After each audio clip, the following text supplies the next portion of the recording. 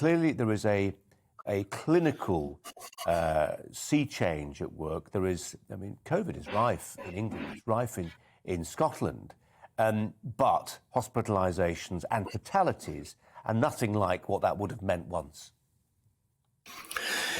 No, I think you alluded to the situation correctly in your opening remarks there. That it's a situation that we're going to be in here as long as this testing programme continues, which is becoming, it's becoming increasingly Kafkaesque. Insofar as, I mean, we're hearing anecdotally about teachers who are well. They're not ill. They have what you would maybe have previously described as a cold, which they would quite happily and quite easily be able to work through and work with and come to school and attend class without, any particular threat to themselves or to anybody else. But the regulations mean that they, to abide by the law, but abide by the rules, they have to self-isolate, and they need to self-isolate for a longer period than I think was the case down south. They need to provide 2 negative lateral flow tests in a row before they can return to the classroom.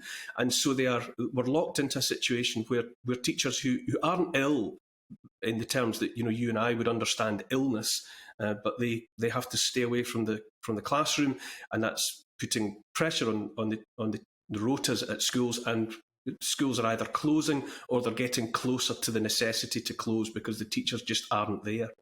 Neil, you call it Kafkaesque. I would certainly say it feels there's a smack of dogmatism about it. And around about this time yesterday, we had a guest talking about the terms of the public inquiry, the COVID inquiry, and how the word children, I think it's mentioned once, and within the terms of reference for the COVID inquiry, children don't feature. The impact of COVID and lockdown on children just does not feature. It's all about the clinical implications. And, that's obviously massively important and incredibly complicated. But it's a reflection sometimes, it seems to me, it seems to others, of how when we look at the impact of COVID, when we look at the impact of lockdown, the dramatic impact on children, who in terms of fatalities weren't affected in the way that older folk were, but in terms of their development, in terms of how they learn to speak by watching people whose mouths were shrouded in masks, by missing out on classroom time, struggling to get hold of online lessons, a profound impact. And that's ongoing now in Scotland. I couldn't feel more strongly about it. I'm a dad. I've got, I've got my 2 boys are still at school. My daughter's at university now, but she came through a lot of the restrictions, lived through a lot of the lockdown. I think what this says fundamentally, or what it's about fundamentally, is a lack of care about children at the fundamental level. There's no doubting that children, and you might say in the UK, Scottish children, for particular reasons, have borne the brunt of the stresses of lockdown, without a shadow of a doubt. They've had their educations disrupted, they've had their educations curtailed. The lockdown, the isolation has put measurable, devastating effects on mental health, not able to socialise, not able to just enjoy their lives. And it was unnecessary because children were not in the main at risk from the illness. Even Delta and earlier variations of it did not pose the threat to them, and yet despite that they have taken the brunt of the pressure of lockdown and everything that went with it. And what the SNP-led government here is doing is showing a disregard for children. They're not caring for children. And I think that is absolutely unforgivable. And the consequences of that basal level disregard for the well-being of children will have its impacts resonating through Scotland and Scottish society for years to come.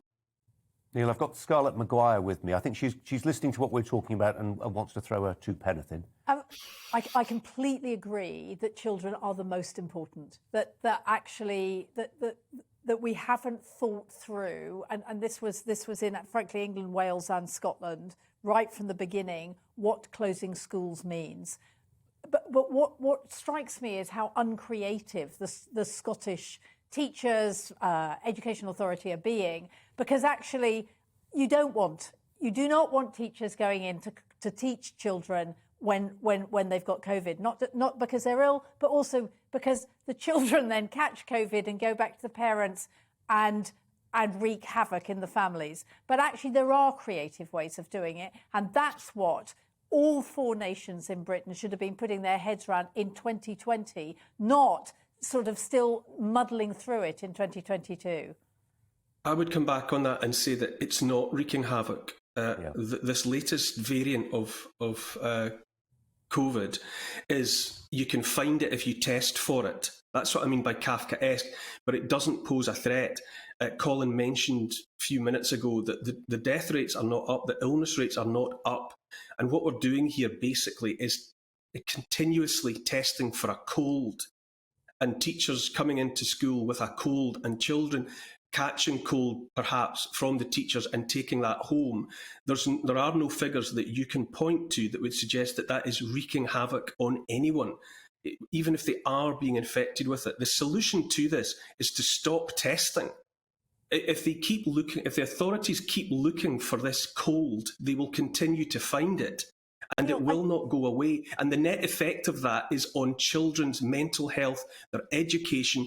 If you weigh up the balance, if you put it all in the balance, what ought to be done if there's genuine care for the well-being of children, the education of the next generation, the teachers that I am aware of, and I live in a relatively small town, so we hear about teachers. There are plenty of teachers who are very frustrated by the fact that they are having to test.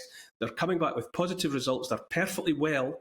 They don't have any symptoms that anybody would be worried about. But in order to abide by the rules, they have to stay away from school. And they are very frustrated about the impact that they know that they are once again having on children. After 2 years, this will go on forever if we keep testing for a cold in this way. And no havoc is being wreaked at home, in schools, or anywhere else.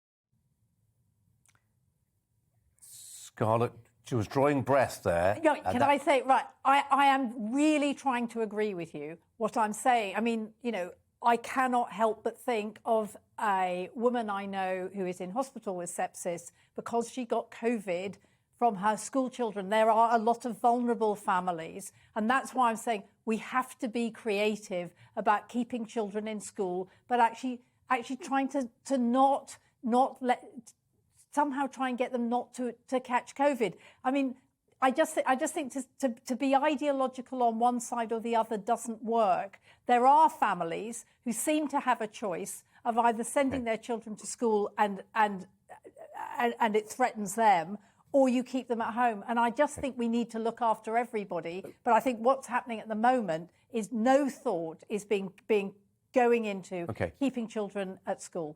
Neil, can you wrap it up in 20 seconds? I think you're aiming there in the context of COVID for some sort of utopia, some kind of ultimately unachievable zero COVID.